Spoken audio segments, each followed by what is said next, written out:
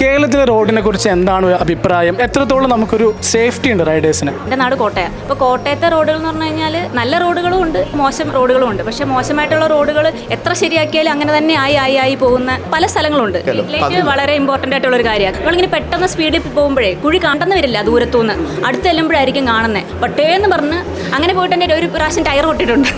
റോഡിലെ കുഴിയിൽ നിന്ന് എന്തെങ്കിലും ഒരു പണി മനുഷ്യന് കിട്ടിയിട്ടുണ്ടാവും കേരളത്തിൽ. അത് പൊതുവെ ഉറപ്പുള്ള കാര്യമല്ലേ?